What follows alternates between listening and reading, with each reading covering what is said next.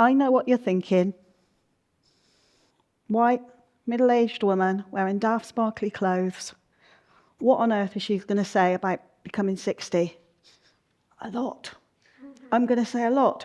And the reason I'm going to say a lot is that a lot of people, particularly women, when they reach the age of 60, 70, feel more and more invisible, as if they're not valid in society. And they can feel this in the home, in the workplace, when they listen to the radio, watch TV. And I'm blowed if that's going to be me. So I'm going to tell you a bit of my story, which is not something I do often. So my story began in 1966. We're thinking about that year quite a lot at the moment, but I think about it all the time. And my story began with a lady called Heather. And Heather was a housewife in Somerset. And one day in March, she turned on the oven, put her husband's dinner in on a low heat, wrote him a note, went across the road to the neighbour to have the lift that she'd booked with the neighbour some months before because the family had no car. And on the way to the hospital, she stopped at the local school to go in to vote because it was the day of the general election. And then she went to the hospital and gave birth to her first child, me, on her own. And that birth experience was very, very common for women in the 60s and the 70s. But 23 years earlier, her mother, my granny, Phyllis, gave birth to her under a table during the Second World War. Now, Phyllis, who'd be 110 if she was alive today, she came from a very poor family in Somerset, 10 children, again, common then. And when she was 14, she became a maid in the city of Bath. She mostly loved her job, but when she met her husband, she had to give it up, because women, that's what they did then. And she came back to the family home, and they had 3 children. Heather was her middle child. Sadly, during the war in 1945, she gave birth to a very sickly baby boy, her only child, Graham, her only boy child, Graham. And when he was 5 years old, he caught an illness brought on by malnutrition and poverty. He was in hospital in Bath, and in those days, parents were not allowed to stay with their children in hospital. So her memory of her son, Graham, her last memory, was her having to walk away from him and hearing him screaming for her, and he died alone that night. Just think about what that did to her for a minute. That experience destroyed her life. It destroyed her marriage, even though she stayed married for 60 years. And it destroyed her relationship with my mother, who was 7 years old, and then took on responsibility for caring for my granny. That then trickled down to me and to my sister. And it's one of the reasons I'm talking to you today, because I don't look now at the age of 60 back in anger at my mum and my granny. I look back with no blame. I look back with understanding. I think this is important for any of us who've had trauma in our life to do this. It's not going to consume me. I loved my granny, but I knew intuitively as a child that she couldn't receive love. I used to joke with her that if I hugged her, it was like hugging an ironing board, because she couldn't hug you back, ever, her whole life. But she knew me really well. She said that when I was born, I came out saying 2 things: why, and I'm bored. And that is so me, even now. But it's on her shoulders and on my mum's shoulders that I stand. So what does being 60 look like for me so far? Well, already this year I've been told twice that I'm too old for tech by men. And that's on them. My children tease me constantly. It's to be expected, and that's on them. And I have a human being in my world who will forever know me as Granny. I don't feel like Granny, but I have to own it.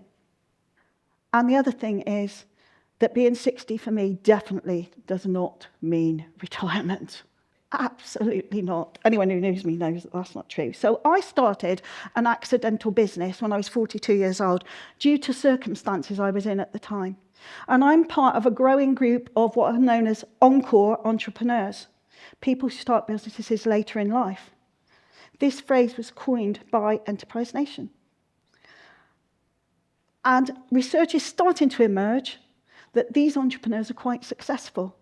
And there's a myriad of reasons why, and it's my belief many of those are women. And that's because women often have no choice. And they often have no choice because they have to deal with things that give them a disadvantage in life. And there you go. You're also disadvantaged if you're a mature woman who divorces later, or you have caring responsibilities. Now, the truth is, I'm 60 now, and I can't change any of this, because I've got to live now. Okay, I can't change it. So what can we do? Well, we can be the change. We can be the change by sharing our stories. No story is too small. No story is too big. That's a delusion people often have. I'm just not important enough, because we can make a change for the person in our street, and that's enough. So we need to show up and tell stories. And there's loads of things we can talk about. Loads. Here's just a few. Have a little look. But I've made some personal pledges in my 60 years. This is my 60th year. And the first lot of things I'm not going to do anymore. And they look easy. Some of them are quite difficult. But I'm going to point out a couple to you. Drink alcohol. I grew up in a generation where alcohol was something you binged at the weekends. I don't like alcohol. I'm going to admit it. I don't like it. I am not an alcoholic. I'm not teetotal, but I don't like it. I don't care if you like fine wine. I have no interest.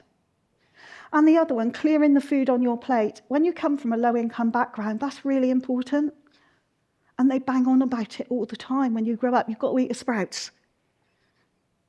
And I have nightmares of my uncle making me eat the fat on the meat. He even used to cut it into little squares to make it look more appetizing. It never was.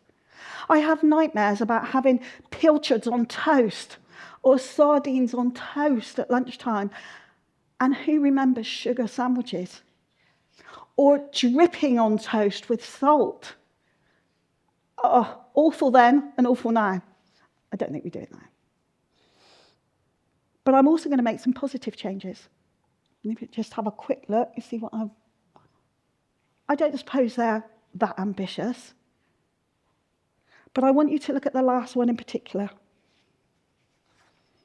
Because you see, now I've shared some of my background, that last one is something I have to make a conscious choice to do, because I am a negative person naturally, because that's what I've been taught. And some might say that makes me a really natural journalist, because I have chased down bad people in my career, bad organisations, and I have given a voice to victims, and would do it all again. But what you won't know is all the wonderful stories I've told, all the wonderful opportunities I've had. What about the woman from Swindon who was reunited with her son after 50 years? The son thought she was dead. I was there writing that story. It was amazing. What about the balloon pilot that saved my life and the life of the photographer I was with when we were hovering over Swindon and it caught fire and crashed? What about the 4 prime ministers I've interviewed and the 1 American president? What about the footballers I've spoken to?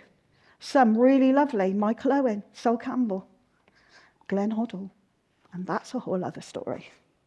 So look, I stand here before you today as the child of a damaged mother and an even more damaged grandmother. So when I have to be positive, I'm making a conscious and intentional choice to be positive. If you're a positive person, you don't have to make that choice, it just happens. I do have to make it, and have to make it every single day. And I make it so women like me are heard, because my mum and my gran were not heard. And one thing I choose to see is that age is a gift. And it's a gift we're given, and we choose how to use it. So when we start moaning about hairy chins and saggy bits and aches and pains, can I just say to you, don't sweat the small stuff. Don't sweat the small stuff. I owe my positivity to those who would have given anything to celebrate their 60th birthday. Ainsley, my friend from Swindon, who died at the age of 47 from breast cancer after fighting it for 12 years. Pete, my brother-in-law, who went to the gym at age 49 and never came home. And Nick, my dad, who died of a heart attack suddenly at the age of 58. And I also add for you Graham, my uncle, who died at age 5 in 1950. I can't show you a photograph of him because I don't have one. I owe it to these people. Who do you owe it to? Thank you.